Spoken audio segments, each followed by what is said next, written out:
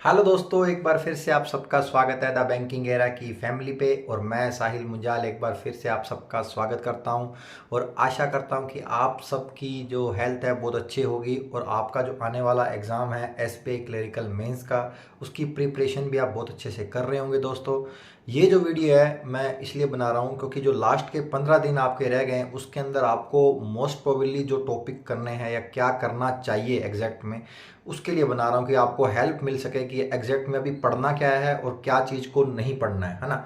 तो सबसे पहली बात कि भाई पढ़ना क्या है। देखिए, सबसे पहली बात कि अभी लास्ट के 15 दिनों में क्या है कि जो आपका सबसे इंपॉर्टेंट टॉपिक है वो है करंट अफेयर, जो आपका 4th नंबर का जो सब्जेक्ट है जिसके 50 नंबर का वेटेज है। तो आपको क्या करना है कि अपना जो करंट अफेयर है पिछले 6 मंथ का या 7 मंथ का, वो अब रिवाइज करना है। ज़्यादा ज़्यादा स्पीड से रिवाइज करना है कि ज़्यादा ज़्यादा आप रिवाइज करें उस चीज़ को 15 दिन के अंदर। क्यों? बिकॉज अभी क्या है कि वो माइंड में बहुत ताज़ा ताज़ा रिमेंबर रहेगा। इसलिए अभी क्या 15 दिन के जो बचे हुए पीरियड है उसमें आप क्या करें, अपने करंट अफेयर को रिवाइज करें। जितना बार बार रिवाइज करेंगे वो उतना रिकॉल होगा माइंड में, और रिकॉल होगा तो उससे क्या होगा, आपको क्लिक करेगा माइंड में एग्जाम के अंदर बहुत जल्दी।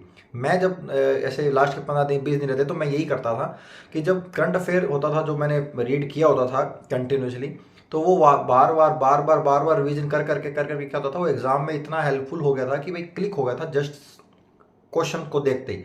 तो ऐसे ही करंट अफेयर को आपको कंटिन्यूसली पढ़ते जाना है। जहां मान लो 1 घंटा 1.5 घंटा पढ़ रहे तो आप उसको टाइम को बढ़ा के 3 घंटा 3.5 घंटा 4 घंटा कीजिए, क्योंकि अभी 15 दिन ही है ना। उसके बाद तो आपको करंट अफेयर इतना डीप में पढ़ना नहीं है, क्योंकि आई होप कि आप सबका सिलेक्शन हो जाएगा। तो आप 3 घंटे से 4 घंटे आप करंट अफेयर को पढ़िए, जितना हो सकता है उतना पढ़िए। और स्टेटिक अवेयरनेस को इतना मत पढ़ना, क्योंकि आजकल इतना नहीं आता है। आजकल करंट अफेयर जो है बहुत मतलब ट्रिकी हो गया है। यदि कोई न्यूज़ ऐसी आप पढ़ रहे हो जिसमें बैंकिंग का कुछ ऐसा फैक्ट लग रहा है तो आप पढ़ सकते हो, लेकिन आपको क्या है, इतना स्टेटिक नहीं पढ़ना है, केवल करंट का ही फोकस करना है। और करंट की डीप नॉलेज लेना, क्योंकि पहले होता था कि आपने एक लाइन पढ़ी, उससे रिलेटेड क्वेश्चन है। अभी क्या लाइन से अंदर जाना, डीप पढ़ना कि उससे रिलेटेड क्या क्या फैक्टर है वो भी पढ़ना। तो इससे क्या होगा कि आप रिवाइज बार बार करने से ही आपको रिकॉल हो पाए एग्जाम में, ठीक है। तो ये तो मैंने जीके बताया। अभी क्या है, जो बाकी के अंदर 3 सब्जेक्ट है वो 15 दिन के अंदर, उसमें क्या आपने को सॉर्टेड टॉपिक पढ़ने। तो देखिए, पहले बात करता हूँ मैथ की।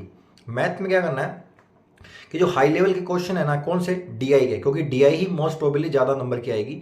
जिससे कि आप कम टाइम के अंदर, मतलब 15 दिन के अंदर जितनी ज़्यादा हार्ड लेवल एडवांस लेवल की डीआई करेंगे, जहाँ से भी आप पढ़ रहे होंगे, जो भी आपके पास डेटा है, तो उस डीआई को बार बार बनाएं जिससे कि आपका माइंड उसका हैप्चुअल हो पाए, है ना। कि भाई डीआई को जल्दी से जल्दी सोल्व करना है, डेटा को कैसे पढ़ना आना चाहिए आपको। वो चीज़ें आपकी एडवांस लेवल की जब आप डीआई कर रहे होंगे तो आपको बहुत ज़्यादा हेल्पफुल करेंगी, है ना। तो जितनी ज़्यादा हो सकता है डीआई के लिए। फिर उसके बाद है कि आप एडवांस लेवल के अर्थमेटिक क्वेश्चन कीजिए, जो आपको 10 से 12 नंबर का वेटेज लेके आएंगे। तो वो कीजिए, जिससे कि क्या होगा, आपको बेनिफिट मिलने वाला है। ऐसे नहीं है कि आपको बेनिफिट नहीं मिलेगा, डेफिनेटली बेनिफिट मिलेगा ना। तो मैथ के अंदर अर्थमेटिक क्वेश्चन एंड डीआई जितना मोस्ट प्रोबेबली हो सकता है आप जल्दी से ज़्यादा सोल्व करें, ठीक है। और जल्दी करने की हैबिट बनाएं, जल्दी जल्दी करें उसको।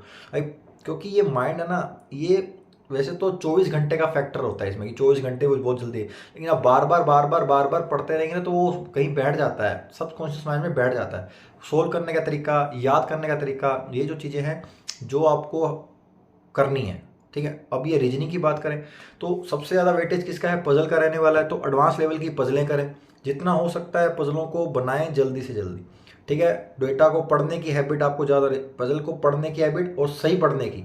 कई बार क्या होता है, हम गलत इंटरप्रेट कर लेते हैं, जिससे कि हमको क्या है, जो एक्चुअल में होना चाहिए वो नहीं होता है, उसके अलावा कुछ बन जाता है। तो हम सोचते हैं सही है और सही नहीं होता है।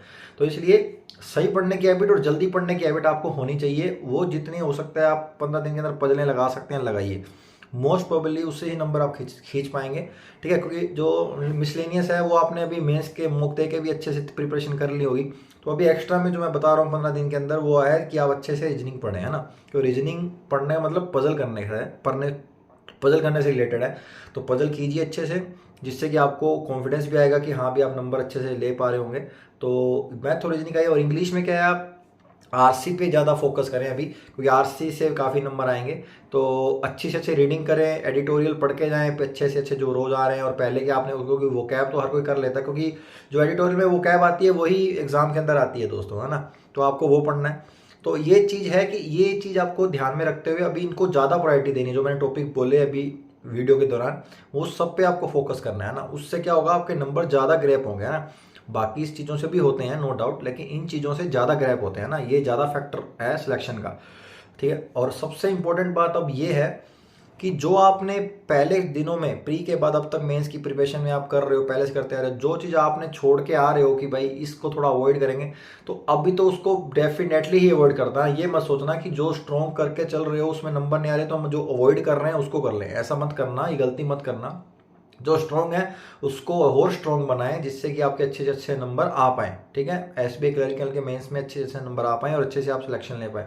तो यही था कि आप अच्छे से अच्छे जो चीज़ आप अवॉइड कर रहे हैं उसको अवॉइड ही रहने दें। अब उसको बिल्कुल उस पर मत जाना। अभी क्या है, जो आपका स्ट्रॉन्ग है और जो मैं आपको टॉपिक बताएं उसको अच्छे से प्रिपरेशन करें और अच्छे से उसकी ओर लगे रहें, जिससे कि क्या होगा कि आपकी जो तैयारी है ना वो आपको एक अच्छे लेवल पे आप फील कर पाएंगे कि हाँ हमारी तैयारी अच्छे से है ना।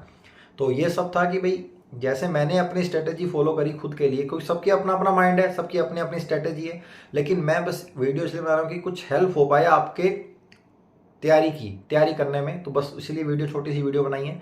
ठीक है दोस्तों, अब मिलेंगे नेक्स्ट वीडियो में, तब जब एसबीआई क्लरिकल का मेंस आउट होगा, एसबीआई क्लरिकल में रिजल्ट आउट होगा, तो मैं आपके लिए छोटी सी वीडियो बना के लाऊंगा कि आपको क्या करना और क्या नहीं करना। ठीक है, तो और जिनको वीडियो अच्छी लगी है तो लाइक कर देना, और जहाँ तक हो सकता है शेयर भी कर देना, और जिन्होंने चैनल सब्सक्राइब नहीं करा है वो कर देना, क्योंकि बहुत फर्स्ट टाइम वीडियो देख रहे होते हैं। तो दोस्तों फर्स्ट टाइम देख रहे हैं तो भी, क्योंकि सब्सक्राइब करोगे तो हमको भी थोड़ा, मेरे को भी थोड़ा मोटिवेशन मिलेगा। ठीक है, तो मिलते हैं नेक्स्ट वीडियो में, तब तक के लिए जय हिंद जय भारत।